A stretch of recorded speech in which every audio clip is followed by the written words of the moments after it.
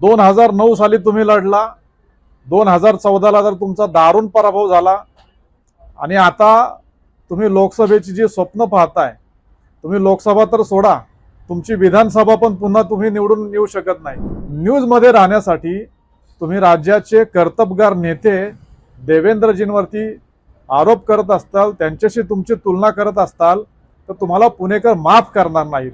आमदार व्हायच्या अगोदर आपल्याबद्दल जो लोकांचा भ्रम होता तो आता संपलाय। तुमच्याबद्दलचा लोकांचा भ्रम निराश झालाय। तुमच्यावरती लोकांनी अपेक्षा ठेवून मतदान केलं, त्यांच्या अपेक्षा आता तुमच्याकडनं संपलेल्या आहेत। रवींद्र धंगेकर हे अपघाताने कसब्याच्या पोटनिवडणुकीमध्ये जिंकून आलेत। 2009 साली तुम्ही लढला, 2014ला तर तुमचा दारुण पराभव झाला आणि आता तुम्ही लोकसभेची जी स्वप्न पाहताय, तुम्ही लोकसभा तर सोडा, तुमची विधानसभा पण पुन्हा तुम्ही निवडून येऊ शकत नाही। अशी परिस्थिती असताना केवळ प्रसिद्धीच्या हव्यासासाठी, केवळ मीडियामध्ये न्यूजमध्ये राहण्यासाठी तुम्ही राज्याचे कर्तबगार नेते देवेंद्रजींवरती आरोप करत असताल, त्यांच्याशी तुमची तुलना करत असताल तर तुम्हाला पुणेकर माफ करणार नाहीत। सगळ्या पुणे शहराने तुमचं रूप पाहिलंय। आमदार व्हायच्या अगोदर आपल्याबद्दल जो लोकांचा भ्रम होता तो आता संपलाय। तुमच्याबद्दलचा लोकांचा भ्रम निराश झालाय। तुमच्यावरती लोकांनी अपेक्षा ठेवून मतदान केलं, त्यांच्या अपेक्षा आता तुमच्याकडनं संपलेल्या आहेत।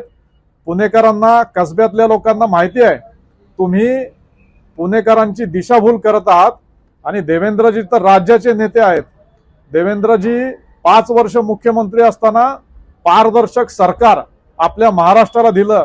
महाराष्ट्रातल्या गरिबांसाठी, कामगारांसाठी, शेतकऱ्यांसाठी, सर्व स्तरातील लोकांसाठी देवेंद्रजींनी काम करून दाखवलं, महाराष्ट्राला पुढे नेलं। आणि आज देवेंद्रजी लढतील नाही लढतील हा वेगळा प्रश्न आहे, पण देवेंद्रजींनी जर ठरवलं तर महाराष्ट्रातल्या 48 लोकसभा मतदारसंघापैकी कुठल्याही लोकसभा मतदारसंघामध्ये ते निवडून येऊ शकतील, एवढं त्यांचं कर्तृत्व आहे। केवळ काहीतरी मोठ्या नेत्यांवरती देवेंद्रजींसारख्या, मोदींसारखे आरोप करायचे आणि प्रसिद्धी मिळवायची ही तुमची जुनी सवय आहे, ती विसरून जा। तुम्ही लोकसभा तर सोडा, विधानसभेमध्ये पण टिकू शकत नाही हे क्लिअर आहे। आणि तुमच्यासाठी भारतीय जनता पार्टीचा कुठलाही कार्यकर्ता पुरेसा आहे। लोकसभेसाठी भाजपने कुठल्याही कार्यकर्त्याला, सर्वसामान्य कार्यकर्त्याला तिकीट दिलं तरी तो तुमचा पराभव करल, ही वस्तुस्थिती आहे। त्यामुळे उगीचच आपण तोंडाच्या वाफा करू नका। आपण तोंडाच्या वाफा करता हे जनतेला दिसतंय। जनता तुम्हाला माफ करणार नाही। जी कुठली निवडणूक असेल तुमची, लोकसभा असेल, विधानसभा असेल, या निवडणुकीमध्ये तुम्हाला जनता घरी बसवल्याशिवाय राहणार नाही, हा मला विश्वास आहे।